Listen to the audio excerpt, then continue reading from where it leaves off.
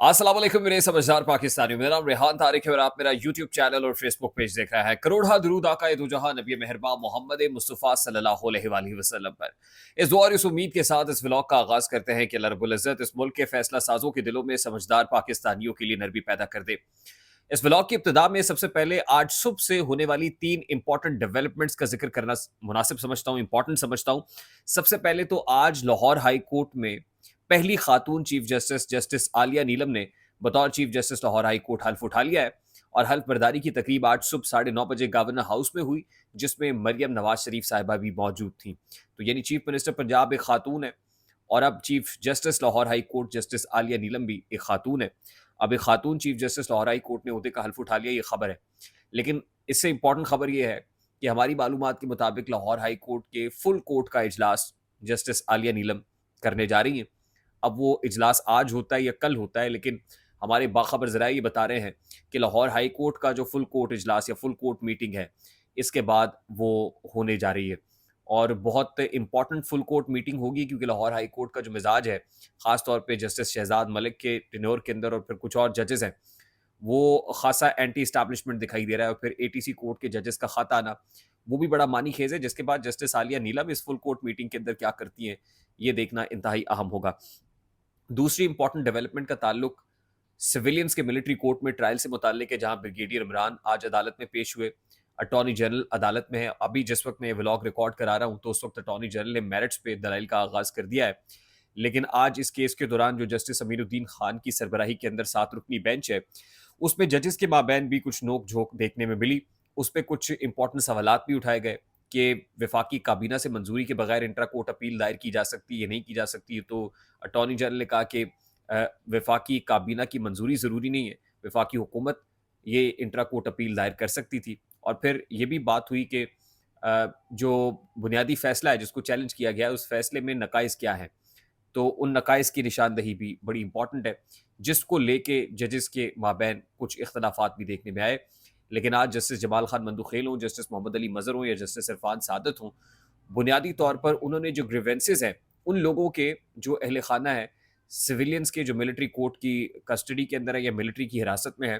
ख़ास तौर पे इबाद फ़ारूक के केस के अंदर लतीफ़ खोसा साहब ने ये बताया कि उन्हें अहल खाना से मुलाकात की इजाज़त नहीं दी गई, और अहल खाना से मुलाकात की इजाज़त ना होने पर भी उनके 5 साल का जो बेटा है वो चल बसा इस दारे फ़ानी से कूच कर गया, मगर इबाद फ़ारूक को उनके अहल खाना से मुलाकात की इजाज़त नहीं दी गई। फिर हफीज़ुल्लाह न्याज़ी साहब, जो हसन न्याज़ी के वालिद गिरामी और सीनियर सहाफ़ी हैं, वो भी पेश हुए और उनकी भी ग्रीवेंसेस यही हैं कि उनको अपने बेटे से मुलाकात की इजाज़त नहीं दी जा रही। और बहुत से लोग ऐसे हैं जो अहल खाना है, वो ये कहते हैं कि मुलाकात की इजाज़त नहीं है। तो आज ब्रिगेडियर इमरान जो मुलाकातों के हवाले से फोकल पर्सन मुकर्रर हैं, वो भी अदालत में पेश हुए और अदालत ने उनकी जानिब से पूछा कि क्या व्हाट्सएप पर रब्ता किया जाता है। तो उन्होंने कहा जी व्हाट्सएप पे तो नहीं किया जाता, लेकिन हमारे पास टेलीफोन नंबर्स तमाम तर लोगों के अहल खाना के मौजूद हैं। अटॉर्नी जनरल ने इस बात का इतराफ़ किया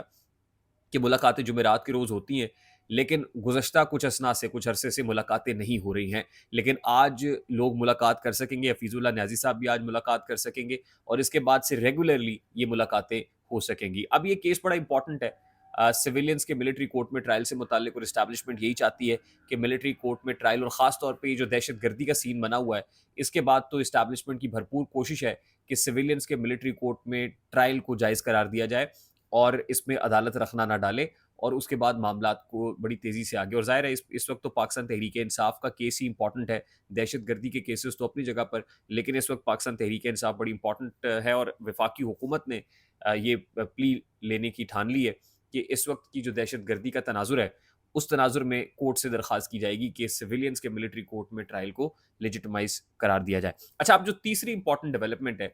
उसका ताल्लुक इद्दत में निकाह केस के साथ है। और इद्दत में निकाह केस में आज जो अ, आसिफ रियाज साहब है, गालिबन जो मुआविन वकील हैं, वो ख़ावर मोनिका की तरफ से आज जब दलाइल दे रहे थे, तो उनकी जानिब से एक बार फिर इल्तवा की कोशिश की गई है। और इल्तवा इस सिलसिले में मांगा जा रहा है कि वो कहते हैं कि इस मामले के ऊपर, ये जो ख़ास तौर पे बुशरा बीबी की इद्दत के दिनों से मुताल्लिक है, कि कोर्ट के अंदर जो है सुप्रीम कोर्ट का हवाला दिया गया जजमेंट का 1992 का, कि जिसके मुताबिक इद्दत के जो मियाद है या दिन है वो 39 रोज़ बनते हैं। लेकिन आज उन्होंने कुछ ऐसे नज़ायर भी रखे कि ये 90 या 100 रोज़ जो है वो भी कोर्ट की जजमेंट्स मौजूद हैं کہ عدت جو ہے وہ 90 یا 100 روز کی ہو سکتی ہے، یعنی 3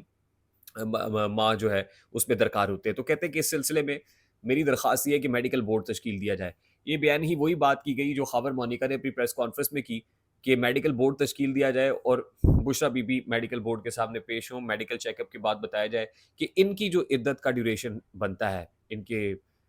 مینسٹرول سائیکل کو لے کے، اب اس کے اوپر جو ہے نا وہ بہت باتیں ہونا شروع ہو گئی ہے کہ ان کا جو عدت کا جو مدت ہے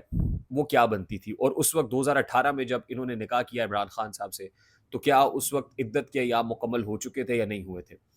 اس کو لے کے اب میڈیکل بورڈ، اب مجھے یہ سمجھ نہیں آ رہی کہ خاور مونیکا صاحب نے بھی اس دن یہ پاخ ماری ہے،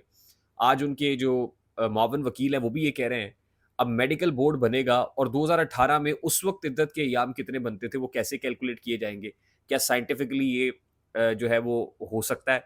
مجھے تو یہ بھی سمجھ نہیں آتی کہ 2018 کا کیس تھا، ٹائم بار ہوتا ہے 5 سال کے اندر اندر آپ اس کے اوپر جا سکتے ہیں کورٹ میں، 5 سال کے بعد ایک صاحب کورٹ میں گئے ہیں مقررہ مدت کو بھی گزار کے، اس کے بعد مجھے یہ سمجھ نہیں آتی کہ پاکستان پینل کوڈ کی جس سیکشن کے تحت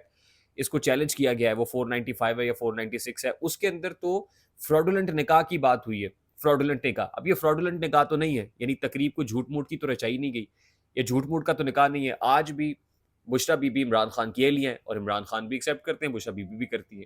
اس کے بعد امپورٹنٹ سوال یہ ہے کہ اس میں جو عورت کی گواہی ہے وہ زیادہ امپورٹنٹ ہے اپنے مینسٹرول سائیکل کو لے کے۔ جب عورت یہ کہہ رہی ہے کہ بھی میں عدت میں نہیں تھی تو پھر اس کے بعد اس کیس کا کیا جواز بنتا ہے۔ اب سوائے اس کے کہ خاور مونیکا اور ان کے وکیل کی جانب سے اس میں مزید ڈیلنگ ٹیکٹکس جو پہلے ہی 2-3 بار استعمال کی جا چکے ہیں کہ جب شاہ رخ ارجمن صاحب اس سٹیج پہ پہنچ گئے تھے کہ فیصلہ سناتے تو جج تبدیل کر دیا گیا، اب یہ پلی لی جا رہی ہے کہ میڈیکل بورڈ تشکیل دیا جائے at this point in time. اب عثمان ریاض گل صاحب جو بشرا بی بی کے وکیل ہیں وہ یہ کہہ رہے ہیں کہ اس وقت بھی ہم نے کہا تھا میڈیکل بورڈ بنائے تب ہوا نہیں تھا۔ تو آج یہ صرف ڈیلنگ ٹیکٹکس ہے، ٹائم گین کرنے کے ٹیکٹکس ہیں، اس کو عدالت خاطر میں نہ لائے بلکہ الٹا ان کو جرمانہ کیا جائے اور ان کی اس استدعا کو مسترد کیا جائے اور کیس کا فیصلہ سنایا جائے۔ اب یہ سماعت جاری ہے، دیکھنا یہ ہے کہ کیونکہ آج 11 تاریخ ہے اور اسلام آباد ہائی کورٹ کی انسٹرکشنز ہے کہ 12 تاریخ تک جو ایڈیشنل سیشن جج افضل مجوکا صاحب انہوں نے اس کیس کا فیصلہ سنانا ہے، تو کبھی امکانات ہیں کہ آج یا کل میں، اگر آج فیصلہ محفوظ ہوتا ہے تو کل یہ فیصلہ سنا دیا جائے۔ اگر دوبارہ سے کوئی جج تبدیل نہیں ہوتا یا دوبارہ سے ڈیلنگ ٹیکٹکس یہ درخواست منظور کرتے ہوئے کوئی میڈیکل بورڈ کی طرف معاملہ نہیں جاتا، آج ہی اسلامی نظریاتی کونسل کے سربراہ مفتی راغب نعیمی صاحب کی طرف سے جو ہے وہ ایک پریس ریلیز اسلامی نظریاتی کونسل کے فورم سے جاری کی گئی، جس میں کہا گیا کہ سوشل میڈیا پر اس طرح کی بڑی بےہودہ گفتگو ہو رہی ہے، یہ نہیں ہونی چاہیے، یہ معاملہ پیورلی جو ہے علماء کرام کا ہے یا طبی ماہرین یا معالجین سے پوچھنا چاہیے، اس کو ڈسکس کر کے جو ہے یہ معاملہ جو ہے وہ اس کو سیٹل کیا جانا چاہیے۔ سوشل میڈیا ڈومین میں جس طرح سے لوگوں کی ماہواریاں ڈسکس ہو رہی ہیں اور بلو دا بیلٹ گفتگو ہو رہی ہے، لو گفتگو ہو رہی ہے، یہ جسٹیفائڈ نہیں ہے۔ تو اسلامی نظریاتی کونسل نے ایک پریس ریلیز بھی اس کے اوپر ایشو کر دی ہے۔ اب دیکھنا ہے کہ کورٹ کیا پروسیجر اڈاپٹ کرتی ہے اور پھر دیکھنا کی بات تو یہ بھی کہ اسٹیبلشمنٹ کا اس کے اندر مزاج کیا ہے۔ اچھا، 2 بڑی امپورٹنٹ خبریں، ایک تو محمد مالک صاحب جو سینئر صحافی ہیں، اینکر پرسن ہیں، انہوں نے دی کہ ملک میں اس وقت مسٹرسٹ جو اسٹیبلشمنٹ کے اندر کنسرن کوارٹرز میں مسٹرسٹ ہے، بد اعتمادی کی فضا بہت زیادہ ہے اور مارشل لاء لگ سکتا ہے۔ جس وقت مشرف صاحب نے مارشل لاء لگایا تو اس وقت بھی تقریباً کچھ 400 ملین ہمارے خزانے میں پڑے ہوئے تھے جو بہت کم تھے، لیکن مارشل لاء لگا اور اس کے بعد لوگ مشرف صاحب کے دور میں اکانومی کی بہتری کی باتیں بھی کرتے ہیں، ڈالر پرائز بھی بتاتے ہیں کہ 28 30 32 روپے 58 روپے سوری وہ کوٹ کیا جاتا ہے، اکانومی کی بڑی تعریفیں کی جاتی ہیں، لیکن کہتے ہیں کہ اب اگر یہ ہوا تو ملک ہار جائے گا۔ محمد مالک صاحب کا ہے کہ جی اس وقت کنسرن کوارٹرز اسلام آباد کے اندر مارشل لاء لگنے کی بات بھی کر رہے ہیں۔ اس کے علاوہ chief of the army staff جو ہے لاسم منیر کی پرسوں سی ایم ایچ راولپنڈی آمد کو لے کے یہ خبر پھیلائی گئی کہ شاید chief of the army staff جو لاسم منیر کی طبیعت خراب ہے، تو اب اس حوالے سے کلیریفیکیشن سامنے آ رہی ہے کہ جو پرسوں سی ایم ایچ راولپنڈی گئے تھے وہ کیپٹن اسامہ تو آپ کو پتہ ہے نارتھ وزیرستان کے اندر جام شہادت نوش کر گئے تھے، لیکن ان کے ساتھ کچھ لوگ زخمی حالت میں بھی تھے۔ تو اطلاعات یہ ہے کہ زخمی حالت میں ان لوگوں کو سی ایم ایچ راولپنڈی لے کے آیا گیا تھا۔ ان زخمیوں کی عیادت کے لیے chief of the army staff جو ہے لاسم منیر صاحب سی ایم ایچ راولپنڈی پہنچے تھے، نہ کہ اپنی جو ہے علاج معالجے کی غرض سے وہ راولپنڈی پہنچے تھے۔ تو یہ کلیریفیکیشن بھی آ گئی ہے۔ آئی ہوپ میری بات آپ تک پہنچی ہوگی، اگر پہنچ جائے تو ویڈیو کو لائک اور شیئر کرنا مت بھولیے گا، چینل پہ نئے تو چینل کو سبسکرائب کر لیجیے گا، بیل آئیکن ضرور دبائیے گا۔ مجھے ریحان داری کو اجازت دیجیے، اپنا بہت سارا خیال رکھیے گا۔ السلام علیکم۔